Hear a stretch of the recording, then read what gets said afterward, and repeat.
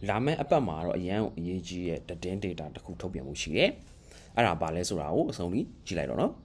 အားလုံးပဲမင်္ဂလာပါတွဲဝေမြန်နေပြန်လည်ကြိုဆိုလိုက်ပါတယ်ဆိုတော့ကျွန်တော်ဒီကနေ့ကတော့ဒါ16ရက်နေ့ပေါ့နော်အဲ့တော့16ရက်နေ့ဖြစ်တယ်ဆိုတော့ဒီလာမယ့်အပတ်မှာကျွန်တော် American နိုင်ငံ US data တွေ economic data တွေကဘာတွေထုတ်ပြန်မှုရှိတယ်လဲဆိုတာကိုကြည့်လိုက်တော့နော်ဆိုတော့ခုနကကျွန်တော်ပြောခဲ့သလိုပဲပေါ့နော်ဒီလာမယ့်အပတ်မှာတော့ကျွန်တော်ဒီ crypto အပေါ်မှာကောကျွန်တော် cryptocurrency အပေါ်မှာကောကျွန်တော်ရွှေအပေါ်မှာကောအရိုက်ခတ်ကြီးနိုင်တယ်အရိုက်ခတ်ကြီးမားမားရှိနိုင်တဲ့သတင်း data တစ်ခုထုတ်ပြန်မှုရှိတယ်အဲ့ဒါပါလဲဆိုတာကိုကျွန်တော်တူလိုက်ပြီးတော့ကြည့်လိုက်အောင်ဆိုတော့ကျွန်တော်တို့ဒါတော့လက်ရှိကတော့ကျွန်တော်တို့ဒီ16ရက်နေ့ပေါ့နော်အဲ့တော့16ရက်နေ့ဆိုမနေ့ပြန်18ရက်နေ့ဆိုတော့ဒါမနေ့ပြန်တော့စပြီးတော့ကျွန်တော်ဈေးကွက်စဖွင့်ပြီပေါ့နော်အဲ့တော့ရွှေဈေးကွက်မှာဆိုတော့ဈေးကွက်စပွင့်ပြီအဲ့တော့မနေ့ပြန်မှာဆိုတော့ကျွန်တော်ဒီကို retail sale တွေထုတ်ပြန်မှုရှိရပေါ့နော်အဲ့တော့ retail sale တွေကတော့အရင်တော့ကျွန်တော်ဈေးကွက်အပေါ်မှာတော့အရင်တော့ဒီအလောက်ခက်မကြမ်းဘူးပေါ့နော်မြန်မာစံတော်ချိန်9နာရီပေါ့နော်အဲ့တော့9နာရီအချိန်ပြောင်းသွားပြီပေါ့နော်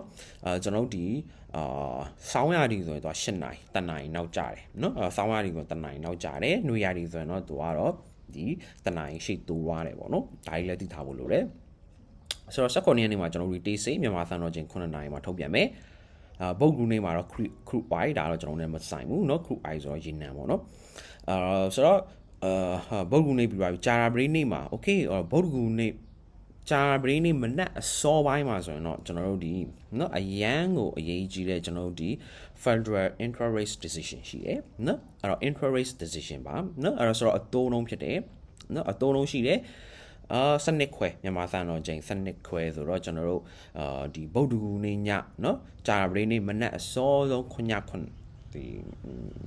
ဗုဒ္ဓဂူနေ့ညစနစ်ခွဲဂျာရာဘရိနေ့မနက်အစောကြီးစနစ်ခွဲပေါ့เนาะအဲ့တော့ပြောမယ်ဆိုတော့စနစ်ကြော်သွားရင်တော့ဒါမနက်အစောကြီးဖြစ်သွားပါပေါ့เนาะအစောပိုင်းဖြစ်သွားတာပေါ့เนาะအဲ့တော့ဂျာရာဘရိနေ့မနက်စနစ်ခွဲပေါ့เนาะပြောမယ်ဆိုတော့interest rate decision ရှိတယ်เนาะအဲ့တော့ပြီးသွားပြီဆိုရင်ကျွန်တော်တို့ဒီ conference เนาะအဲ့တော့ပေါ်ဝဲကျွန်တော်တို့ရဲ့မှာ Mr. ပေါ်ဝဲဘာကြီးဆက်ပြောမလဲဘာကြီးပြောမလဲပေါ့နော်ဟောသူစကားတွေကပို့ပြီးကြောက်နေရတဲ့အနေအထားမှာရှိတယ်ပေါ့နော်သူကတော့တနာရီမှာထုတ်ပြန်မှုရှိတယ်အဲ့တော့ည9နာရီမှာဆိုတော့ကျွန်တော် initial jobless claim ရှိမယ်နော်အဲ့တော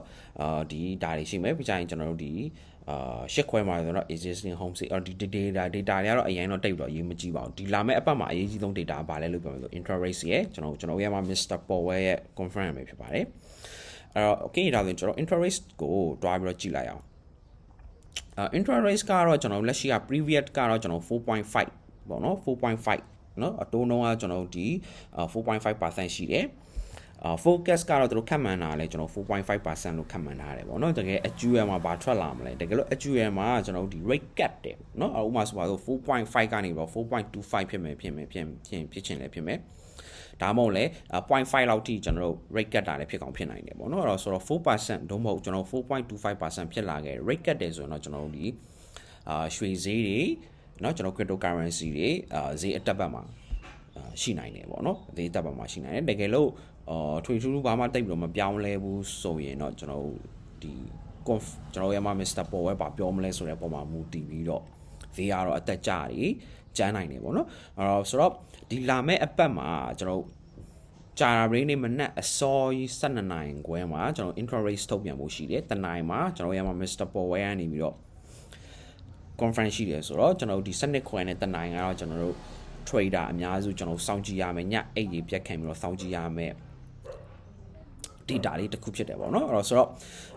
့လက်ရှိကတော့ဒါကတော့ 4.5 ဆိုတော့ကျွန်တော် HUL မှာကျွန်တော်ဘယ်လောက်ထိဖြစ်လာမလဲဆိုတာကိုကျွန်တော်ရင်ခုန်စွာနဲ့စောင့်မျှော်ကြည့်ရှုရမှာပေါ့နော်အဲ့တော့ Mr. ပေါ်ဝဲလည်းဗာပြောမလဲဆိုတာတော့အဲ့ချိန်ကျမှကျွန်တော်သိရမှာပေါ့နော်ဆိုတော့